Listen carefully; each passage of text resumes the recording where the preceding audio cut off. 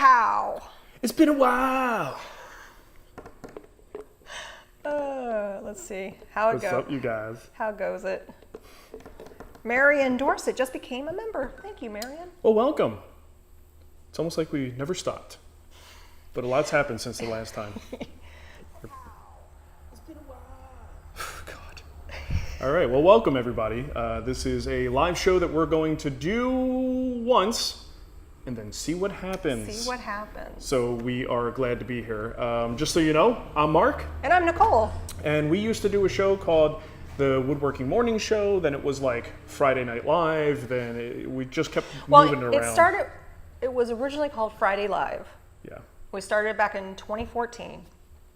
And then it kind of, morphed over the years. Yeah, we did it for a long time. Yeah. How long do I have to wear this? You can take it off.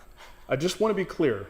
I'm not a fireman, but I did earn this hat because I bought the sandwich and then I ate the sandwich, which means I was entitled to this hat. Yes, you I'm were. going to put it over here. It's technically from the kids' meal. I'm just a big kid, Nicole. You are. That's why I love you. I'm a big boy. All right, so this is our first official show in the Firehouse. Yeah. It feels really weird. That's why it looks weird. And this is not a set. No. That's real brick.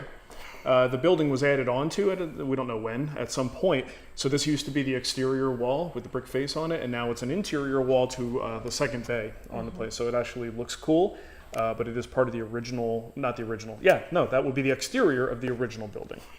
Pretty cool, right? It is. So I'm going to be monitoring the chat. We have some questions that we got from Patreon, and I did get one question on YouTube. Ooh. Because you can join either Patreon or YouTube and get questions answered there. Yeah, I've been doing the weekly Q&A stuff, and this is... How have you been surviving without me? It's been quite a trial, and I think I'll be okay, though. Okay. But now we just took those questions for this week. Instead of me answering directly through the chat on YouTube and Patreon, I'm just answering them here. Did we thank the Firehouse founders? Oh, we need to. Let's not get to our thanks yet. Let's do something first. I want to do announcements. A couple of announcements. We just released a shop tour video. If you haven't seen that, it is on the channel, on our website as well. Great little video with 3 cool guys who just have what we call small. Obviously, there are smaller shops, but it is a single car garage. I think under, like, most of them are under 200, 225 square feet. I believe it was Chris, Ben, and Eric. So great shop tours if you're just looking for some inspiration, so you can get ideas for your shop. Go check it out. It's on our channel right now. We also have a sale going on. We do. This is that time of year where it's back to the shop. People are getting the kids back to school. We're getting kind of into that fall season, and that means we get back into our workshops building stuff. Well, and usually, I know a lot of times the question will come in, how do I get motivated in the shop? And usually your answer is, make something for the shop. Wait till the fall. This is a great time of year. I mean, especially if you live in a hot area, it's starting to cool down. It's pretty fantastic. So anyway, anything related to the shop, any builds we've done in the guild are going to be 20% off until through Sunday? Sunday. So go check it out at thewoodwhispererguild.com. No coupon code. They're already discounted. So that's the Rubio workbench, the hybrid workbench, Matt Cremona's wall hanging, ultimate wall hanging tool cabinet. Megan Fitzpatrick's. Oh yeah, her traveling Dutch tool chest thing. I'm going to sneeze. Oh no. Sorry. Okay, keep going. Traveling tool chest deal. And then the under cabinet. Under workbench cabinet. So yeah, go check it out. It's great. 20% off. Of course, we appreciate you guys checking that out. So let's do some thank yous real quick. I want to thank the Firehouse founders. We had a little campaign for people to contribute a little bit to help us secure this building and get some of the first rounds of repairs taken care of. You guys were instrumental in making this happen, and we truly appreciate that. We had to get a new roof. We had to get new HVAC in here. We just yesterday got the garage doors so that they aren't like leaking like a sieve. As environmental testing. Constant environmental testing. Someone had asked, why didn't you do that before the sale? Even if you had done that, they're not going to punch walls. There's only so much you can do before you own the building, and you can do a phase 1 environmental assessment. They don't even go into the building for that. The stuff that we had done were things that were discovered even after the first visit with the environmental assessment guys who did VOCs. They did like a bunch of surface tests. They did lead testing, asbestos testing. No one thought, hey, let's punch a hole in the cinder block and see what happens. Let's see what See if falls anything out. comes out, right? And that's where we ran into some trouble Yeah. with vermiculite and going down that path. So it's been a very expensive journey because that Wasp. testing is not cheap. Wasp. Yeah, this door So back many here, wasps. we got a side door here that was a wasp condo, and it had cracks around that just were never sealed up properly. So Jason went in there with some mortar and closed off their home, and they are pissed. Yeah, they're around here. They are not happy. So If you guys, one guys, comes Jason's down, in there. come down and sting me in the face. It's Get out Jason's of here. fault. You can go get him.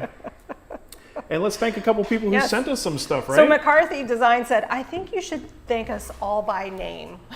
The Firehouse founders. Okay, We still let's have get started. We have a video that we will be doing that. Yeah, but not Not by saying the names. Not saying the name. But we'll put your name in the put your video. name. And I'm working on something, still not done. I'm not ready to announce it, but it might be another fun little thank you. Yeah. So let's get through these real quick so we Okay. can get to our Q&A. So you guys know the Kilted Woodworker on Instagram? I know him. Guess what?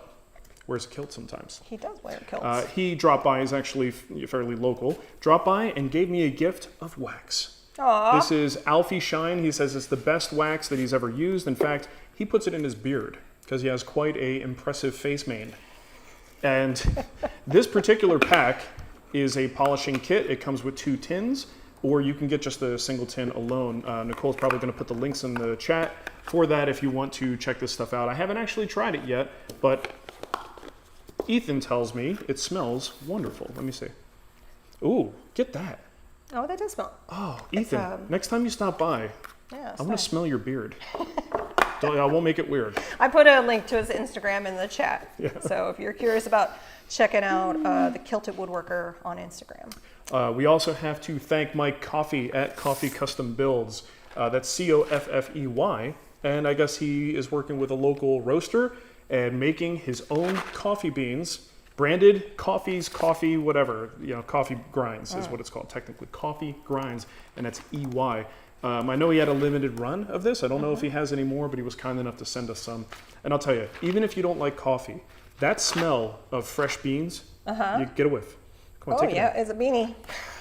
Eclipsed only by the smell of Ethan's beard. It's fantastic. I it's didn't so realize good. that you had Amazon links to this. Yep, So this I as put well. those in the chat. I also put them. If you're new, you may not know that we have an Amazon store specifically curating tools and things that we like. So I'll put it there. You can go to shop.amazon.com/thewoodwhisperer. Those wasps are smacking their heads I know, into the they're lights. not- You hear them? they're- Ping, ping, ping. They're not happy. Okay. I hope we survive this. So thank you, Mike. I really appreciate That's that. really And nice. he's Coffee Custom Builds on Instagram. And finally, Sid's gunpowder seasoning, Sure Shot gunpowder seasoning. So this is, like brisket rub Yeah, and Bradley barbecue rub. reached out to me and was like, "Hey, I see Marc does barbecue. Can I send you some rub?" I'm like, he'll never turn down barbecue. You could always send me rub. You can always send me Anytime. rub. We actually had last night, we had frozen pork patties. It was one of those dinner nights that we just needed to From get food out. Bowling Green, Missouri. I Yeah. played softball in Bowling Green, Missouri. I was like, "Oh, that's kind of neat. Cool story, bro. Thanks." So, I'm gonna have a lot of those. These are very plain patties, just ground pork and nothing else, so they need to be seasoned. And I grabbed a little bit of Sure Shot Sid's Yep. and doused the top of it, a little bit of barbecue sauce. It turned that little dry, disgusting patty into something totally edible. It was good. I liked it. It was all right. I put some malls on, or you put malls on. we did put mine. some malls. I He mauled it. He mauled it. Thank you, Bradley. Appreciate that. Thank Let's you, get to our Brad. Q&A. Yes. This is really what people are here for. Yeah. They don't want to hear us. This Yipper, BS. Yipper and This yapper. back and forth yammering. Maybe. I don't know. Okay, you want me to read these or you Yeah, want to read we're them? Or how getting we doing it? super chats too, so I have a few super chats. You guys. I forgot about the super chats. So generous. So nice. Okay. Just because we barely have enough money to keep the power on right now doesn't mean you have to send us money. It's been expensive. Yeah. Okay, let's get to our Q&A. Ben Nolan wrote in. He says, what general area of Missouri did you move to? As someone born and living in Mo, welcome to the great state that we call home. So we are in the St. Louis area, but unlike in previous times where we felt a little uncomfortable about telling people where the shop is, it is what it is, guys. We own the building. It's a commercial space. It's a commercial space. If you want to come and say hi and you happen to be in the area, honestly, you're welcome to. We are in a town called Flint Hill. Yep. But also Wentzville. Yep. depending on who you ask. It's a little... But we are kind of just like Yeah. nestled here. Flint Hill's a very small town right around the corner. Like literally, you go, hey, is that Flint? Oh, yep, that was You could that throw one. a Cremona and hit it. So yeah, small little town here, but definitely you would call it, like we used to say, we're in the Denver area. Yeah. We're in the St. Louis area. We're in the St. When Louis we're being vague. Out. We are west of St. Louis. Yes.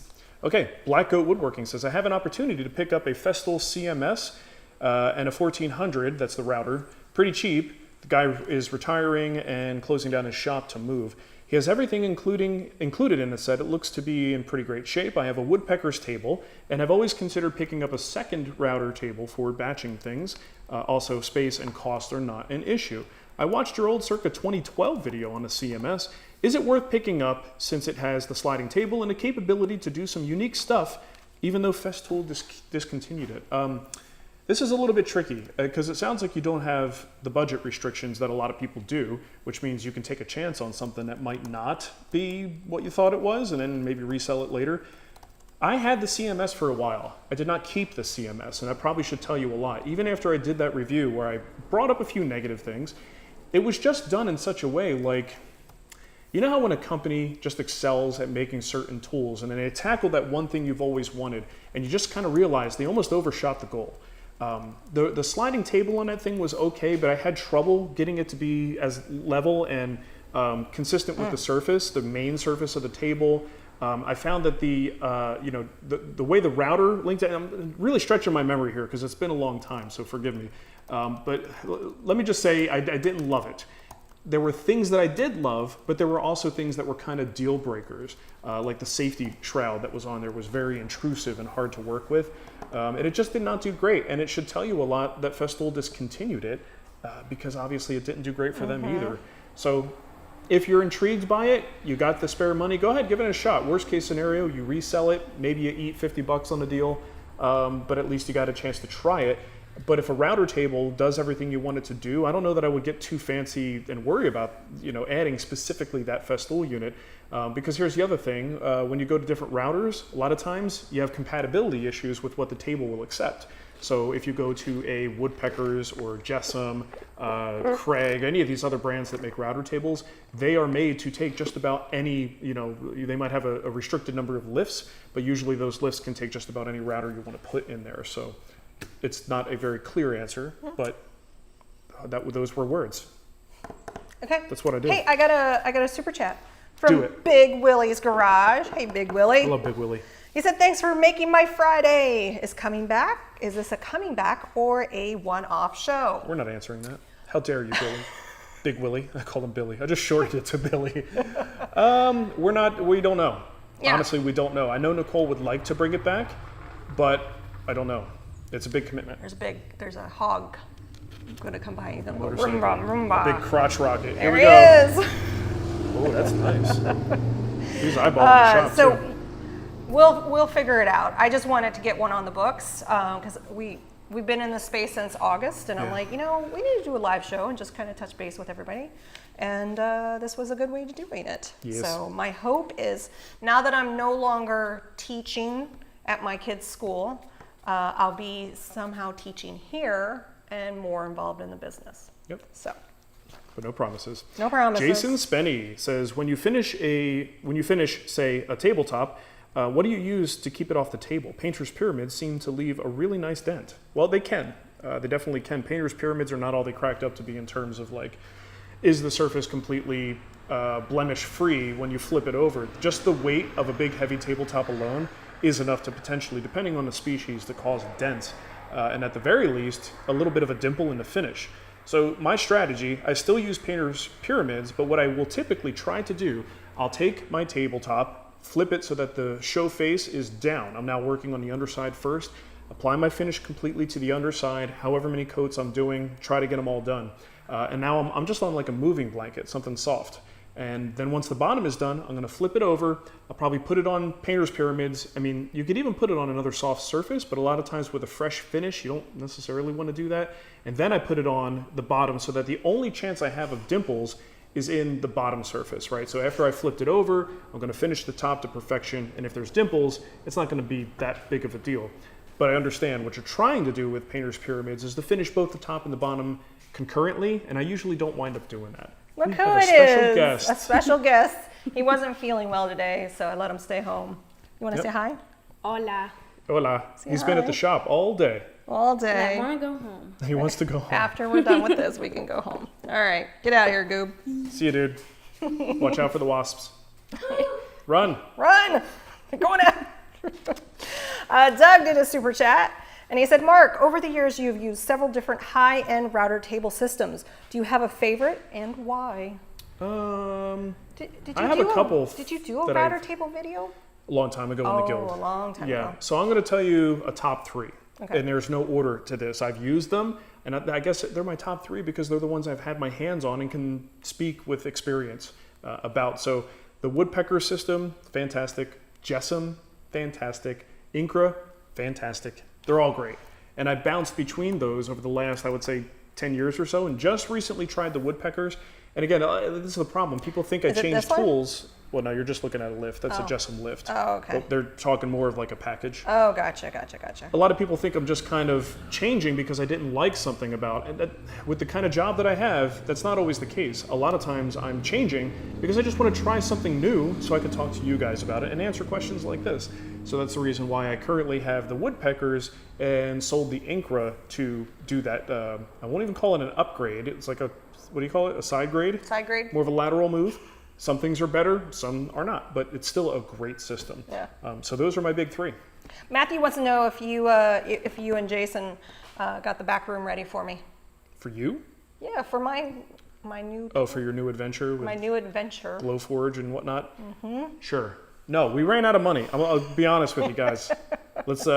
Let's just pull the gloves off. But the floor is done. We had flooring that we originally purchased, Yeah. and my estimate was pretty good. Did I tell you this? Yeah, you only Only had- had 3 extra boxes when we were done.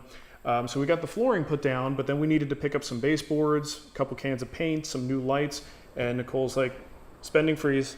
You need to stop. Just stop. So it is waiting for us to get, waiting for a couple months to go by. The floor is fine.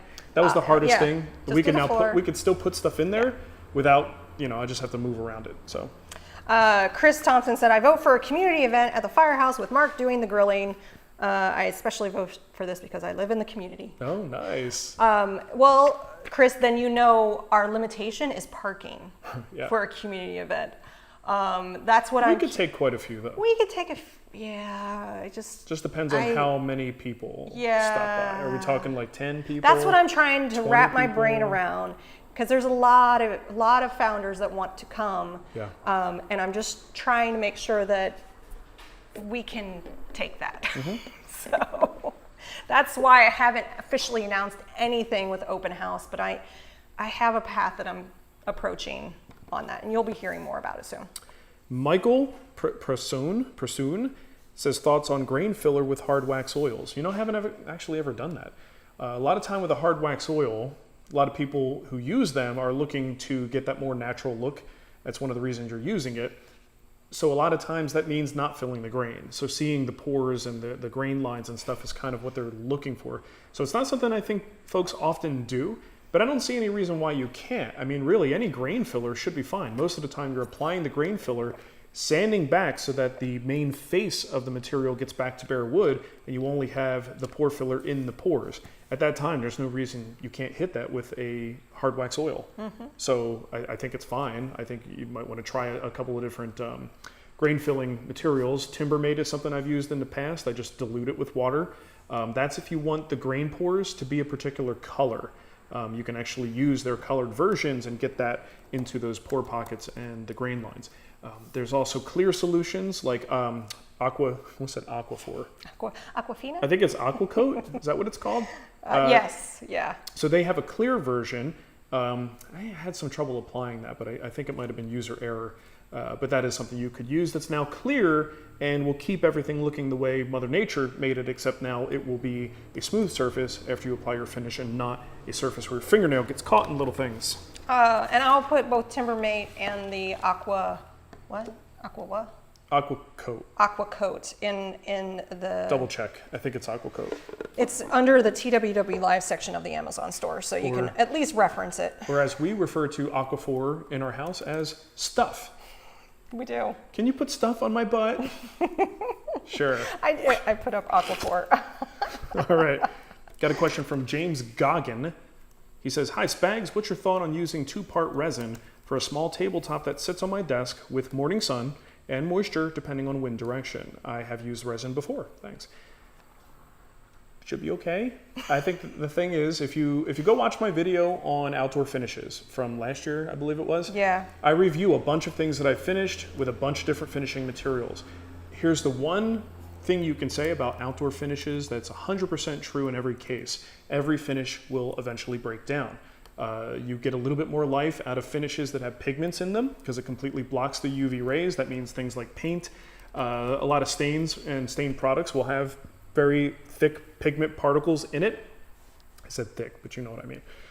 The bottom line is it's kind of like paint that's been dissolved in that stain, and those pigments block the sun. It makes it a little bit more durable. And you go to a clear coat, even a 2-part resin, sure, should be durable, and depending on exposure, temperature, everything that you expose it to outside, it could last a year, it could last 10 years. I don't really know. But all I know is everything I've ever finished with a clear coat eventually degrades, and you have to refinish it at some point, and you get flaking if it's a film finish. Did you talk about Adirondack chairs? They're very flaky. Not right now, They're no. very flaky. But that's the thing. Every time I do one of those finishes, that's what we're going to see. So that's why people who say, okay, look, I don't want to have to refinish this constantly, but if I want to just recoat it, I don't want to have to get rid of old finish to do that. So that's when you can use an oil. Certain types of oils are very thin film finishes, like teak oil. It's kind of like a Danish oil under the teak oil name. You apply a very light amount of that, and the idea is now you're going to have to reapply every year or two, but at least you're not removing flaking finish when you do that, and it makes it a little bit easier to refresh those pieces. So Patrick says, I'm planning on moving in about a year. What would you have done differently with more time to plan? Nothing. We don't work like that. I had plenty of time to plan. Yes. In fact, my shop was packed up and ready to go before the house was. Yeah. Because I just didn't want it to be nagging at the back of my mind. Get rid of the things. I mean, that honestly. It's budget. That's what it comes down to. If you have the spare budget to take a little bit of a financial hit, you could sell off a lot of things. It's a great excuse to upgrade. But again, you have to have the spare money to do this. You know what? I don't like my dust collector, or I'm really interested in an upgrade. Let me sell that while I'm here. Take the money, put it toward the move, or take the money, set it aside if you're very disciplined, and use that to buy the next one when you get where you're going, right? So again, you're going to lose a little bit of money on the deal, but you get a tool upgrade as you do it. So something to think about, but that's one of the things I found helpful is offloading what I could and only bringing the absolute necessities. If I go like, what would I replace this with? Oh, just the same tool when I get there. That doesn't make sense to sell that, right? And in some cases, if it's not really prized lumber, you could probably sell off some of your lumber and not have to bring that either, though that one really hurts when you do that. The chat is making me laugh. Alex and Apina said, you guys don't know how much I miss these live shows. And everybody's being really nice. We're super so happy, nice. guys. We're glad to be able to do it. And then Jeremy said, Thanks for being here. can you give us your Denver address so people can do Star Tours now? I've had people figure it out. Oh, yeah. I mean, it's not impossible, and it's the people who were like find our listing. Yeah. I'm just like, oh, that feels weird. All right, let's get to Brent's question. Brent says, I'm about to tackle some shop-made veneer. I don't have a drum sander, but I do have a decently tuned bandsaw. What's the thickest you would go with shop-made veneer? I'll be gluing it to plywood. Hey, you. There's a Jason in the Come house. Come on over, Jason. Come on over and say hi to everybody. Come on over. There's room for three. If you're not familiar, this is my brother, Jason. How you doing? Not my brother. We Brother-in-law? don't look alike. Brother from another mother. And father. So, yeah, veneer. Veneer. Really, the thickest I would recommend going, and this is not based on actually having tested it myself. This is based on advice that I got from people who have tested it themselves, like the David Marks of the world. Anything that goes above 1/8 of an inch, you have to start thinking about maybe it's going to cause problems. Usually we aim for about 3/16 of an inch, push up to that 8 if you have to, 1/8 if you have to, go any more than that, and now you start dealing with the wood having enough strength as it expands and contracts over the seasons to possibly influence what happens with your panel.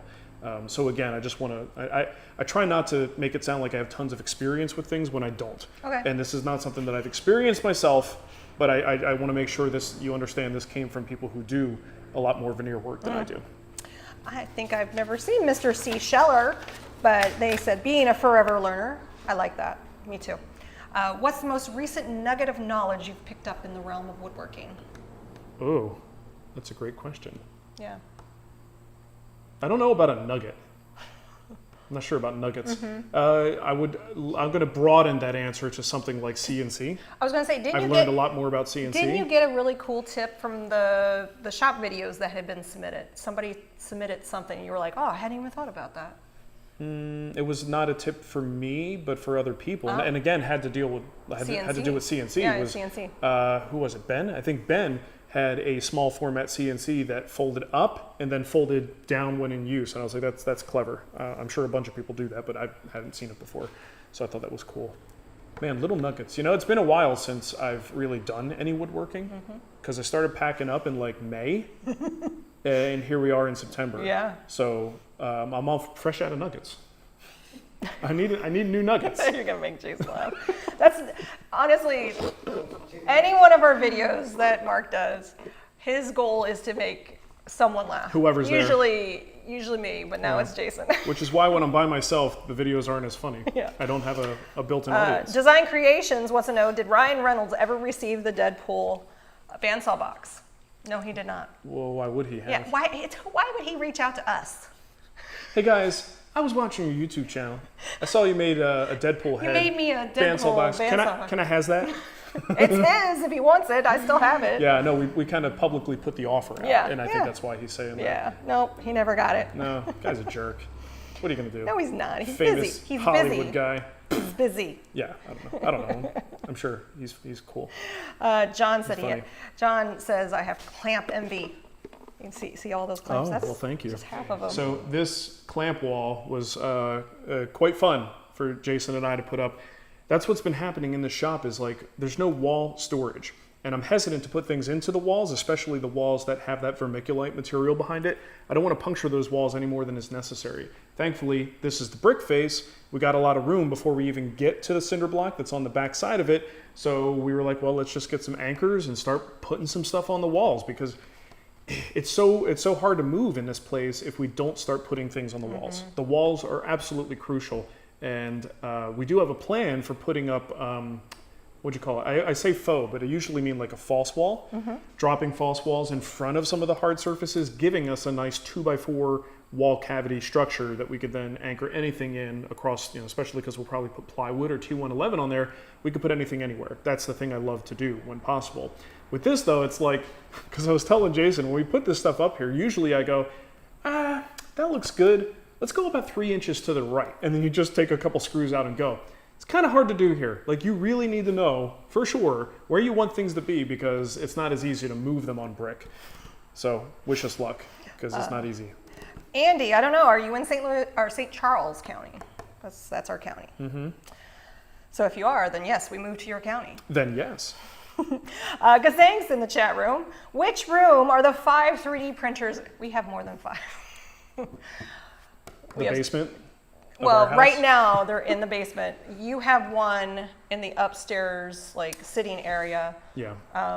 But we're gonna bring some in here. That back room is the logical place. The problem is there's no ventilation. But we are gonna get a ventilation system with the Glowforge. But I'm pretty sure that is attached to the Glowforge. I don't know that really? that's going to ventilate the room. I guess we'll see. But I don't know. I haven't seen it. That was just my assumption. Glowforge. We have to come up with a solution. That is a good place because there's not going to be as much dust back there. That's where I would like them to be. But we got to figure out a way to get some fresh air. Judy is in the chat. Judy, what's happening? She said, missed you. Missed you too, Judy. Hearts. I missed your almost smiling avatar.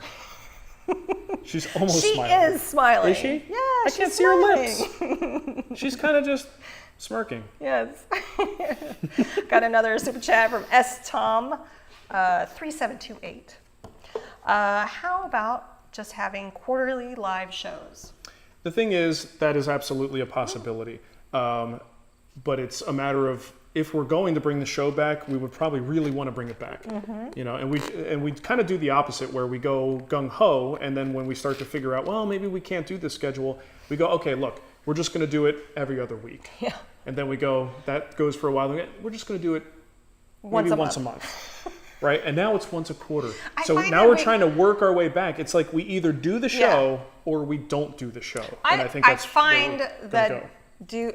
I think doing it every week is good, consistent, but then scheduling in, this is our break month, like the holidays. Absolutely. I think that's going to be the key if we do this. Well, it reminds me of what we did with Wood Talk. Yeah. Wood Talk came back in a very structured way that worked for our schedules. We have to come up with the problem is we can't pre-record these like we do for Wood Talk, but we'll figure out our version of what makes sense if we can make it happen. Patrick wants to know, now that you're in Missouri, what's your favorite style of barbecue? All of it. No, I mean, I'm in Missouri. Yeah, St. Louis. That's, Kansas City. Oh, Kansas City. KC style. I mean, if you're kind of the, I mean. So St. Louis kind of has its own thing going on with certain dishes, but generally speaking, all the barbecue joints around here, not Texas barbecue, it's all KC barbecue, which prior to even living here, if I had to pick a barbecue style that I love the most, it was always Kansas City. I'll eat barbecue from anywhere, whether it's Carolina, Texas, you name it, I'm going to eat it. But here is kind of where my heart is. It's where my heartburn is. Home is where the heartburn is. And where his wife is from. Yeah, it just worked out that way. So JC said any plans on having a local meetup? Maybe. I mean, the St. Louis Woodworkers Club, there's a Facebook group. Yeah. They have meetups once in a while, and I want to be careful not to like overstep if someone's already doing a thing like that. I would prefer if somebody does it. But I might talk to them and maybe I'll get involved and say, hey, if you guys want to use my place as a meetup one night, we can do that too. But I'm not totally involved with them yet. Yeah, because that was, when we were in Denver, we were kind of doing it initially, and then I was like, oh, it's too much. It's too much pressure to organize that every other, every quarter. And then COVID came, and it was not a problem anymore. But James King does them now. Yeah. I don't know if they had any meetups recently, but he took over the Denver Woodworkers Facebook group and renamed it Colorado Woodworkers. Smart move. Very smart. I don't know why we didn't do that. I was like, why didn't we do that? Yeah. So, and James shout King, out to thank James. you. I know you guys may have seen this in the back of my videos, but he made these massive wood C-clamps, and it's just amazing. Wood threads and everything. So I use it for decoration, but I actually have used it on a project before. But shout out to James. Don says, how does Rubio look on cherry? I've seen it a lot in walnut, but curious about cherry. Have you done Rubio? Look at maybe my past 10 cherry projects. You'll probably see Rubio or something close to it. It looks great. It warms it up real nice. Cherry is beautiful, doesn't require a lot to make it look good. And I think Rubio looks fantastic. That's what's on our kitchen table that we eat at every day. That Ava likes to write. She loves Sharpies on paper. She likes to test how well markers absorb into wood. And she always bleeds through onto the table. She kind of keeps going in the same area 20 times until it soaks it all up. For those of you not familiar, Ava's our daughter. She just turned 7, and she requested a pirate birthday party with sea shanty songs, with bacon and quesadillas. The girl knows what she wants. It was interesting. It was awesome. It was real good. Bobby C. Bobby C. Bobby C. did a super chat. Thank you, Bobby. Grandpa always said he liked a dimpled bottom. Probably a dimpled bottom. Dimpled. Well, who doesn't, right? Who doesn't? Well, thank you, Bobby. Appreciate that. Did you have another question? No, I'm all fresh okay. Out. Well, I got some super chats to do. Do it. All right. We got Ray. Oh, hey, Ray. Ray Gilmore. Because I love you guys coming back, even if it might be temporary. But we're here. We're here now. We're here right now. If you can't be with the one you love the one you're with. Yep. Does that make sense in this context? I don't think so. Not really. But I just kind of, over the years, I've learned to just roll with it. Just roll with it. Roll with it. It's probably a joke you'll get later. How about parking in the backyard, Paul said. I mean, the Firehouse, we have a little under an acre here. You could probably get some cars back there, but good luck there's getting like back out. Yeah, I was going to say it kind of goes down. And there's like a septic field. There's a septic field, and you wouldn't want to do that. I mean, we got this area over here. You could stud the outer perimeter with cars, and you could probably get quite a few. We'll figure it out. Park at Menino's, they won't mind. Somebody had said that they would be a shuttle from Shuttle service? Menino's. Like, bring people over from Menino's. It would have to be on a tractor, though, if we did that, just to really hammer it home. Joe says, how about many open houses and we bring you different types of local barbecue or other foods? So essentially, you just want to come and bring me barbecue? I'm probably not going to say no to that. I think you're onto something, Joe. You might be onto something. I really think you're onto something. All right. So I put the links. That was me. I finally got to. I'm But looking. they're talking about aquacoat. Yeah, this I is know. old text. Yeah, I'm trying to catch Or up. old, I'm trying comments. to catch up. Do you want to move forward? Well, I want to make sure that I don't Oh, miss. mail. Oh, hi. You should have seen the mail debacle. Like, the right kind of mailbox. We didn't have mail for a while. I don't understand. So this used to be, the previous owner just kind of used it to store stuff. But before that, it was a CrossFit. I don't understand how they had a CrossFit in here and didn't get mail. Like, how did they get mail? I don't know. Because it was a business, Yeah, right? maybe they just never received mail here, or the business address was the owner's home address. Yeah. I don't know, but it was a big debacle. Had to put in like a Postmaster General approved mailbox. Yep. Jason dug a nice ditch for it, threw that sucker in there with some concrete. We're good now. Project manager said, have you found a great source for project wood yet? There are several that I keep getting recommended to me in the area that seem like the first ones we'll go to. I told him he just needs to go visit them. Yeah, I don't want to go unless I'm going to buy something. I know. And we're not ready to buy just because we're not actually actively building yet. So soon, we'll be going soon. There's at least 2 places that constantly get recommended, and then a couple other like smaller places that are You pick wood. diamonds in the rough kind of places. Is it you pick? You pick hardwood or you pick lumber, something you pick, and St. Charles hardwoods, I guess. Yeah. And then there's a couple of other like smaller guys that have slabs and stuff like that. Mark Wood, thank you so much. He said next Duncan run is on me thanks to the live show. Duncan's a little far. Duncan is in Disappointingly far. O'Fallon, and Jason just said, I'm not going to O'Fallon. Jason used to, on his way in, He went, get Duncan for everybody, and that was at like our peak Duncan fandom time. A little harder to do here. Maybe we'll be lucky to get a Circle K. we had, since we, It would take up a lot of the morning. we have just Duncan in like brew cups that we do. Yeah. So thank you, Mark. I will say that we had lunch today and I went to the Lion's Choice, and if you've never had a Lion's Choice roast beef sandwich, I never have. your mom loves it. I know, she won't stop talking about I it. love it. It's wonderful. They make a great sweet tea. She can't stop talking about that beef. Oh no. Jason's over there laughing. My jokes are little Jason seeds that I throw out to see if he notices. Jeff actually has a question about woodworking. He said, are there any good alternatives to Baltic birch plywood? Yep, regular plywood. Just good quality regular plywood. I mean, Baltic birch is great, but it's not necessarily the end-all be-all, and it's also extremely expensive right now depending on your region and the vendor. So finding something that's just like Baltic birch or Russian birch, good luck. I mean, you could find grades of Baltic birch and Russian birch that might be a little bit cheaper, but that's when you kind of look at a cross-section, you start to see those veneers get a little wavy and wobbly versus the good stuff where it's just dead straight, tons of layers, and looks fantastic. So you can find cheaper varieties, but I think it's probably best if you want to, keep the quality high, maybe not quite as good as Baltic birch, just go with a decent quality plywood with whatever core you're interested in. Has the prices gone down? I think prices leveled off a little bit, but I heard people in the guild group were talking about Baltic birch, in particular in Denver, where it was like almost $200 a sheet. Holy moly. So no, I don't think things are back to normal for most areas. Richard wants to know, where's Deadpool? It's right behind Nicole. He's right there. He's on my shoulder. It's hard to attach these things, and you'll see Tommy Silva's head. Yeah, he broke. Well, in the last shop, I had Tommy Silva's body. Then I moved the workbench and I found his head. Now I don't know where his body is, but I got his head. It was a bobblehead, so it just kind of... And he fell off the wall. Yeah. And I had Tommy Silva's head in Deadpool's arms. And then I was like, yeah, but that sends the wrong message. I got nothing against Tommy Silva. I love that guy. And I want to be respectful, but I have a headless situation going on here. Putting it in Deadpool's hands, I don't think would have gone over well. Hey, Todd's in the chat room. Oh, Todd. And he wants to know, Will Jason take over as the builder in the future beginner projects, or will brother and sister take turns playing the student to Marc's cantankerous instructor? Cantankerous, sorry. Maybe a little column A, a little column B. You never know. We'll figure it out. He's not that pretty. I don't know if we would work. I don't know. I think we put a blonde wig on him and see if anyone notices. What do you think about that? Oh, gosh. Good Let's question, see.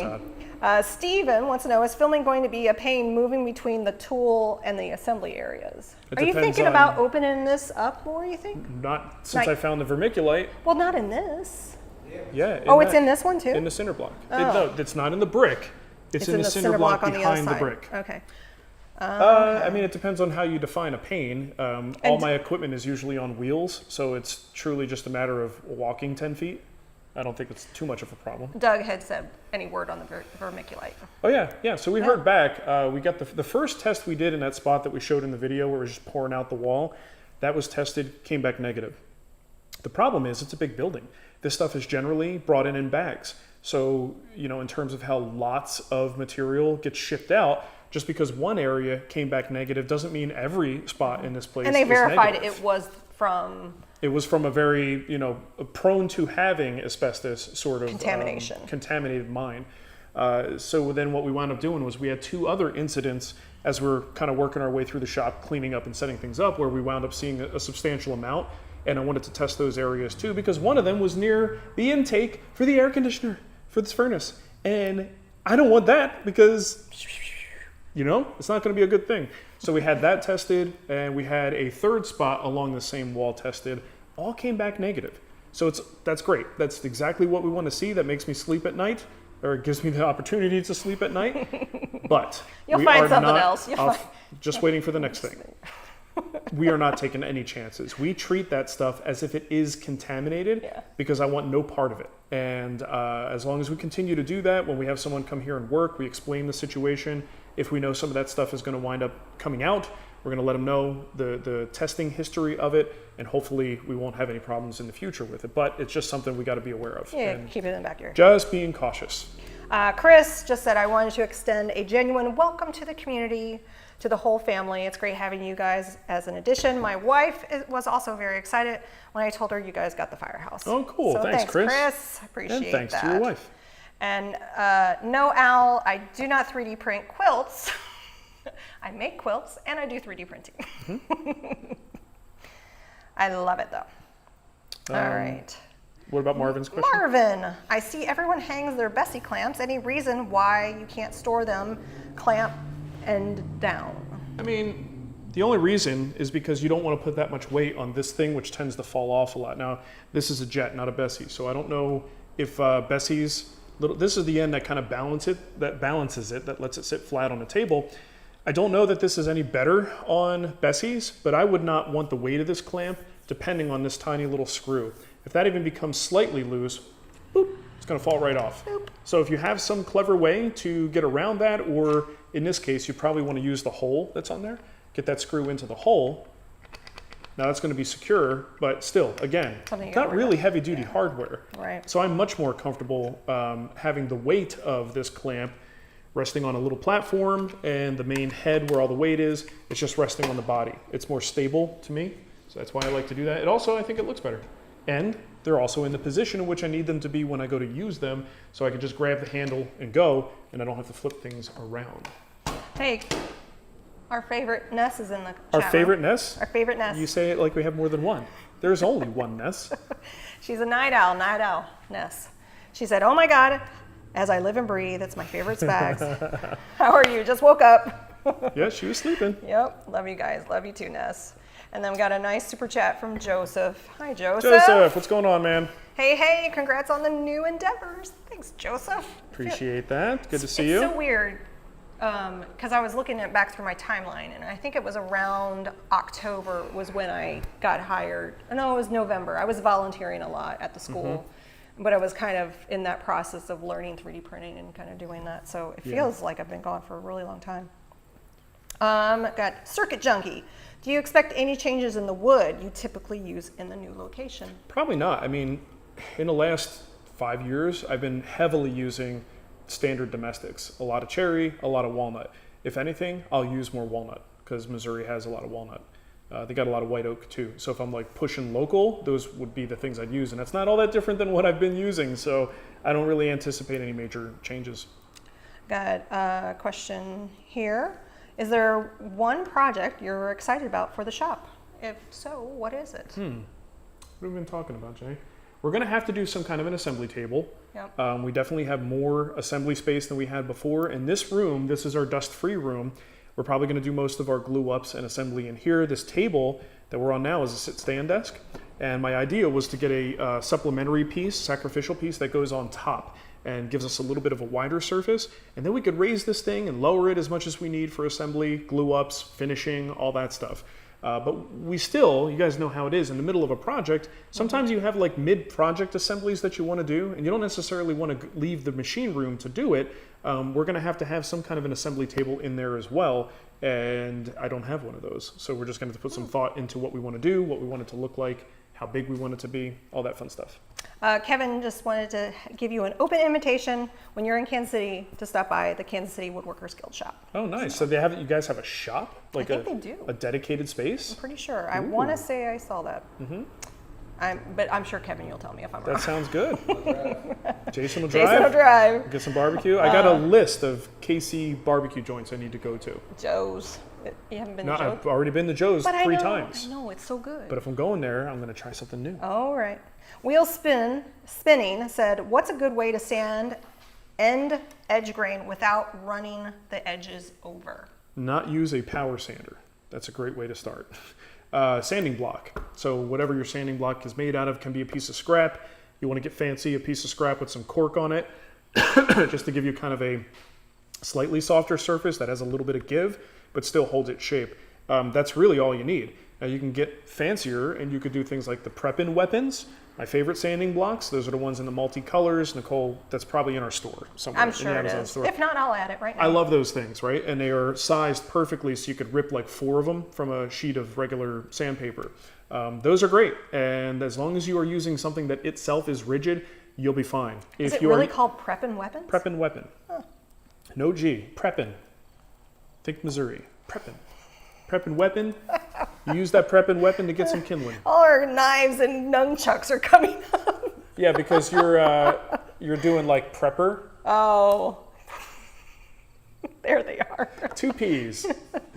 Okay. Oh my gosh. So those are fantastic. Now, if you go with a power tool solution, it can be done, but you have to have a sander. Well, you don't have to. You can, be very careful. But I like to use a sander that has pads that you could buy, so you can actually upgrade to a hard pad. Festool's one that does. Possibly other brands do too. But I do like to keep at least one sander with a hard pad specifically for that. And if I could balance it very carefully with a hard pad, I actually can sand a 3/4 inch edge. Maybe not absolutely perfectly, but typically it's a non-critical edge anyway. And I'm able to kind of move fairly quickly across it. It's just the rigidity. You got to have something rigid. Got a nice super chat from Ben Price. What Midwest native wood are you looking forward to working with? Walnut. We just talked about it. Oh, locust. A locust. Well, I haven't even looked into the outdoor Yeah. stuff. So Osage orange, locust. I never worked with either one. So if that's something that's available, sure, why Give not? it a try. Jim Ashley did a nice super chat. Said, hey guys, best lunch break I've had in a while. Awesome, man. Thanks, Jim. Hope it was yummy too. Let's see here. I'm seeing comments referencing things that were said in the past. I I'm mentioned trying to. only being able to use a tractor for the shuttle. Yeah. And then someone says, I just want to do hay rides. He does. It would be nice if we All could the be. fall fests are happening alone. It'd be nice if we weren't so far behind in the Okay, chat. I'm just going to do the super chats and then I'll get to the end. Yeah. Okay, so Big Willie again. Now that you have a building, what would be something you want to get into that you couldn't because of the space in the last shop? Pole dancing.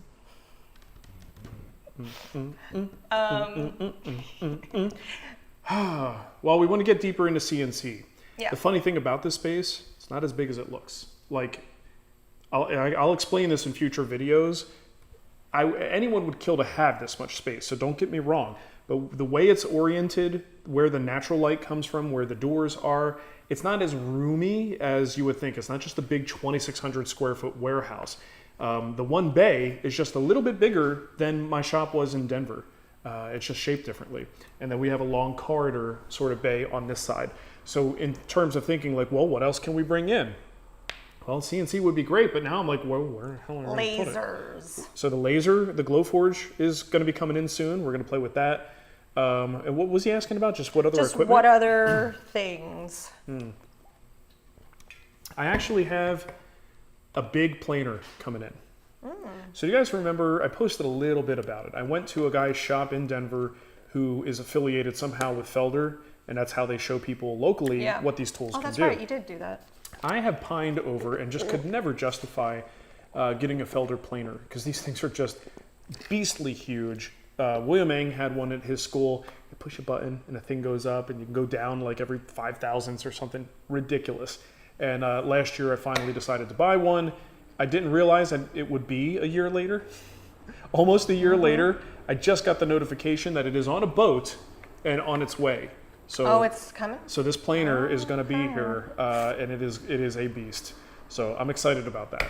And it's just a planer, but I'm so excited about it. So Sterling did say that they do indeed have a full woodworking shop that members of the guild can come in and use during the open hours. That's incredible. That's awesome. Great. It sounds like you guys got a great thing going on there. Yeah, that's all. Nicely really, done. That's not really easy good. to do either. Matthew wants to know if you have any recommendations for Greene and Greene books and Stickley books. Not Stickley. Greene but and Greene. Definitely more, sort of familiar with Greene and Greene. Daryl Peart's books are fantastic. He has 2. I think it's Greene and Greene furniture. I actually have And then a there's an category advanced one. called Marc's Books on the Amazon store that kind of shows his bookshelf even. So And Daryl I'm pretty Peart, sure there's some Greene and Greene books in there. look up David Matthias as well. He has a couple of, or at least one that I know of. And I'm probably missing a few. It's been a while since I've actually had my brain on Greene and Greene. I was just going to look at what... But if you haven't already read those, they'll keep you busy. This one, here's the Greene and Greene from Daryl. Okay, yeah. So yeah, Daryl Peart's is Greene and Greene Design Elements for the Workshop. I'll link to it in the chat too. Oop. No, don't ban. Don't ban Don't, Jason Spinney. Sorry. Telling you. See, now that she's at the helm here, we're going to get some accidental bans. Yeah. All right. So Jose says, why does pressure treated wood look different on video than the ones available to me in Los Angeles? Well, that's a good question to ask the guy that's never actually used pressure treated wood on the show before. Let me think about it. Sorry, I didn't. I just saw a question, so I read it. The only thing I can imagine is there are different types of treatments to create pressure treated wood, different chemicals maybe, and the process may be different. And also pressure treated is just the process. The wood that they use to, do the pressure treating on could vary depending on what, the source is and the region. I'm guessing it can be anything from pine to Doug fir to southern yellow pine.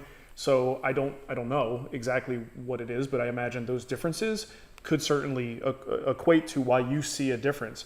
It could also maybe just be that their color temperature on their camera might be different and you're seeing a slightly different shade. Yeah. Doug says, are you considering a shaper origin? Well, I'm considering that it's sitting in a box over there. It's right there. No, that's an accessory. Oh. The actual shaper origin is in like a sustainer, like Festool uses. Gotcha. I have one.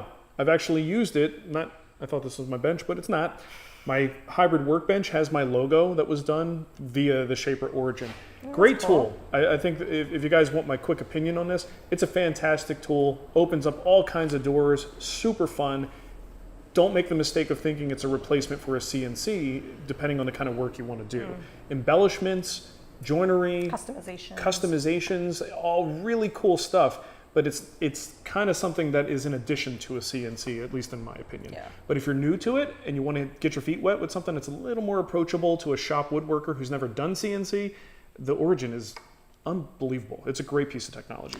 Apo Apina says, nice to see familiar names in the chat after 2 years. How long has it been? It hasn't been 2 years. How long has it been? A year. It's only been a year. It's only been a year. See? Time flies when you're not having fun. I know. It hasn't even been a year. Because our last show was the Halloween show. You had a mask on and I had silly pumpkin glasses. Oh yeah, I had the Fortnite mask on. So it hasn't even been a year. We're just rounding to a year. Okay, well there you go. I know it feels longer. It feels like it's been a long time. It's been a long wait. It's been a long time. It's been a while. Yeah, I knew you were going to do that. Accidental ban, says Richard. Whoops. October 29th, Jason says. Dennis said, Mark, do you know that if there is a variable speed replacement part for the PC, is that Porter cable? Yeah. Router? I don't. So that's the 7518. That's a 3 horsepower Speedmatic. The best thing you could do is call a local Porter cable repair center, and they actually do have quite a few of them around. Call a repair center, see if they have parts. Outside of that, I don't know what to tell you. I've had to have mine fixed a couple times at a local repair center. Yeah. It's a great router, but if you use it a lot, like my bearings went on it. Another time it was the power switch, and both times I got it serviced and it came back perfectly fine. Got a super chat from Paul. Thank you, Paul. He said, loved your video on the California Air Compressor. I've been unhappy with my pancake and its limitations and the noise level. So I ordered one coming Tuesday. You are an expensive habit. Sorry, Paul. Yeah, I actually just ordered my California Air Tools compressor. It's in my shopping history if you want to. Okay. Yeah, so we actually did an ad with California Air Tools a couple of years ago. Many years ago. And it's not a pancake style, it's just a small cylinder, but it's a small unit. I still have it, it's at the house. It definitely got louder over time. Part of the problem is I bent some of the stuff on it, just like running into it and being dumb. It's not its fault. I, damaged it. So it got a little bit louder with vibration of the housing. But on this one, it's their aluminum tank, and that's right up my alley because I am terrible at emptying those things. And the steel tanks can rust. So especially in an area like this, we have a lot of condensation issues with humidity, stuff like that. An aluminum tank sounds just right. And it also makes it really, really light, and it's pretty darn quiet too. So I'm a fan. Not that the cars driving by aren't quiet. They are or not? They're not. Could be worse. This is true. It could be jet noise. Could be jet noise. If you've been around long enough, you know. It could be the trucks using those brakes that Jason's always talking about. J brakes. J brakes. Jake brakes. Jake brakes. I thought you said J brakes. I said J brakes. Jay's taking a break right now, sitting on his butt.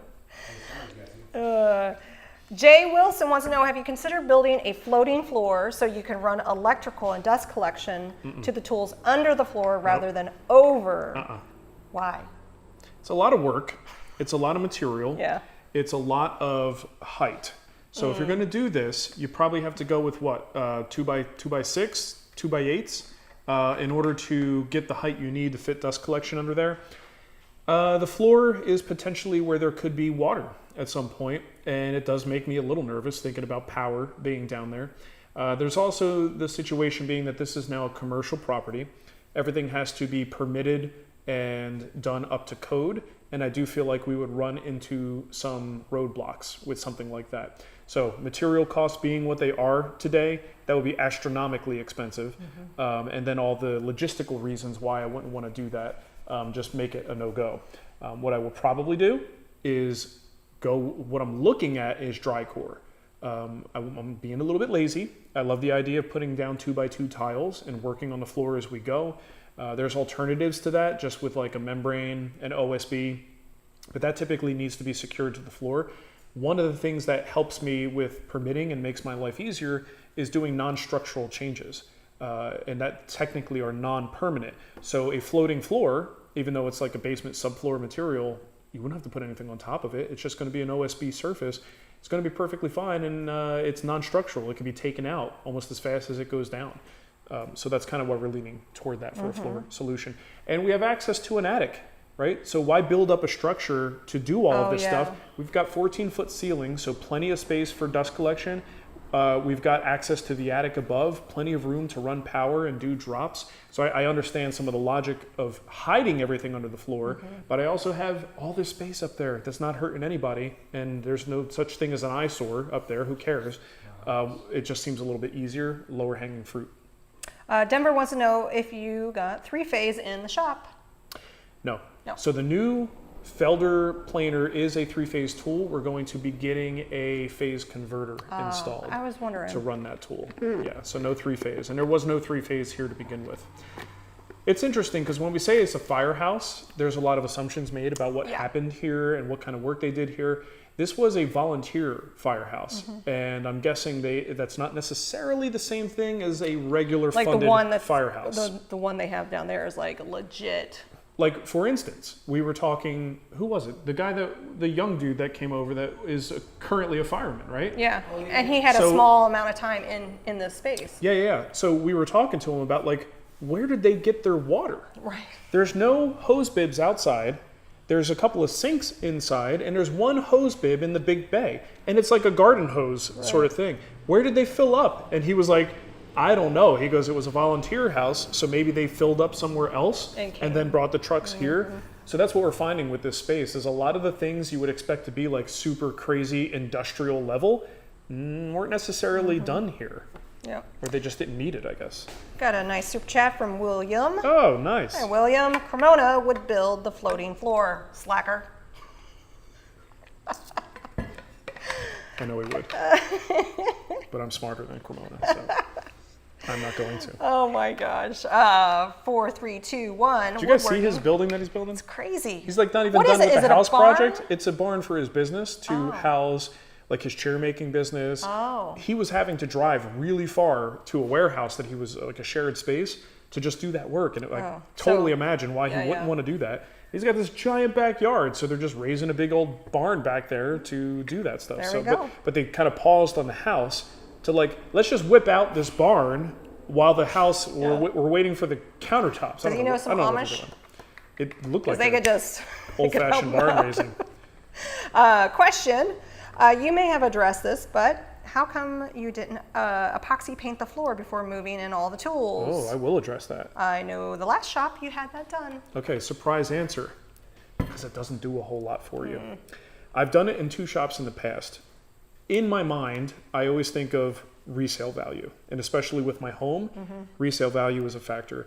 So if I'm trying to beautify the space, I'm trying to, eke out whatever benefit I can from it, but mostly make it look a little bit better, I'm going to do that. Now in the last shop, I would not have done it if it weren't for the fact that that floor was correct. Like the movement in the slabs. It did a weird buckly thing on the epoxy. Yeah, and I remember Jason spent a couple days with a rented grinder grinding the high spots down. So it got to a point eventually where I was like, I'd like to seal all these cracks. We were hunting down the radon problem. I just wanted it to look nicer and clean it up. So that's what we did. We put the epoxy down. But as a woodworker, you have to ask yourself, what is it going to do for you?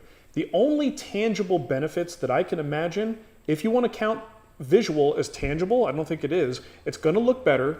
It will brighten the space.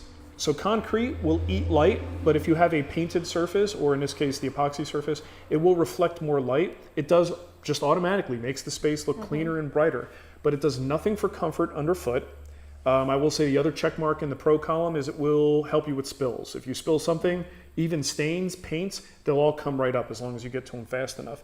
But outside of that, it does nothing for comfort, which is why I put the black rubber pads back down on top of the epoxy.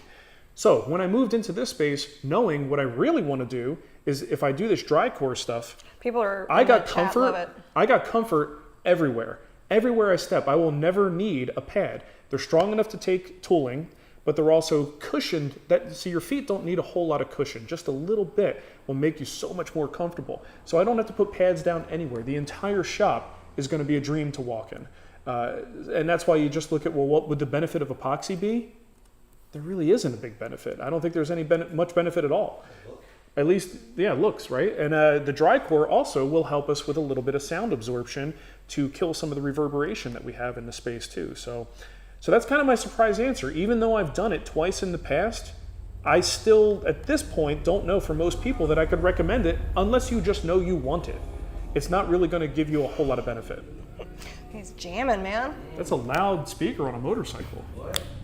That's a motorcycle. Oh, Robert, don't Huh? even talk to me about brown recluses. Don't you even. Oh, we have a lot of those at our house. There's an area in our basement next to the refrigerator that I like to call the Brown Recluse Superhighway. Oh my God.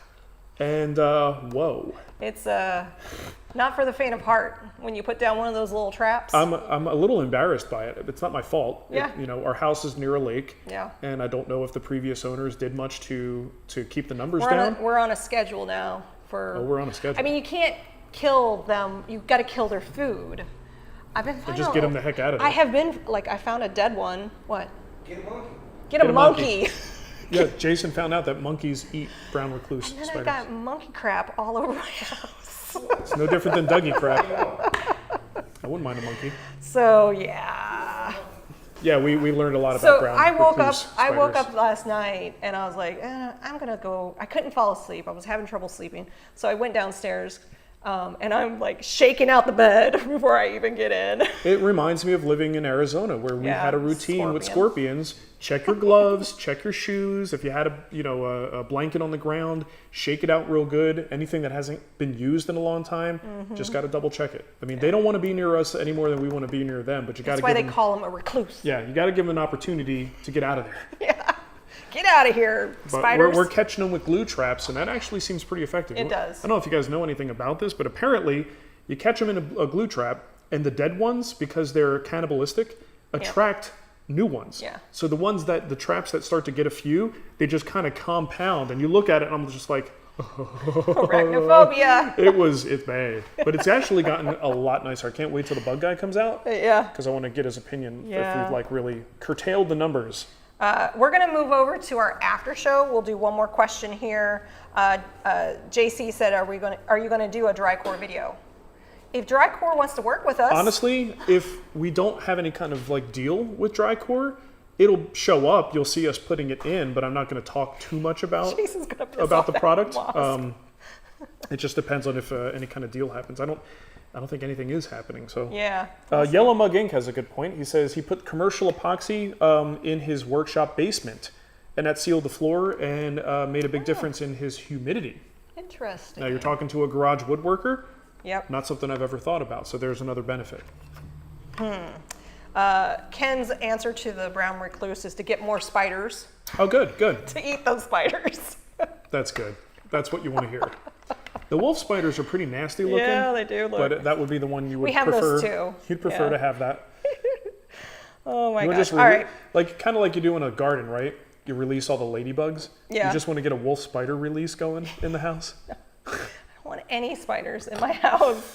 Okay. I'm really done with it. All right, so we're gonna head on over to the after show. So if you are a YouTube member, you can go to our channel and under the community tab, you'll see the link to the after show. And if you're a Patreon supporter, there's a link to the Patreon. I'll put a link to the Patreon post in the chat.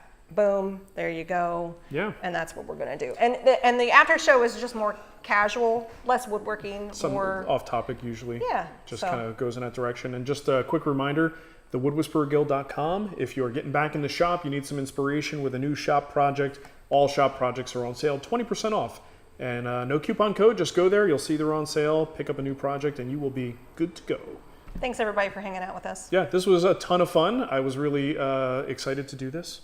I was a little nervous, Nicole. I was a little nervous too. I wasn't, just kidding. I was. I don't get nervous anymore. That's probably why I couldn't sleep last The night. only thing I'd get nervous in front of is like a live audience, a big live audience. yeah, This, yeah. I'm okay with this. All right. Anyway, thanks for watching, everybody, and I guess we will maybe see you next time. Or we might see you in the after show. Or we'll see you in the after Okay. show. Right. Right now. Finish.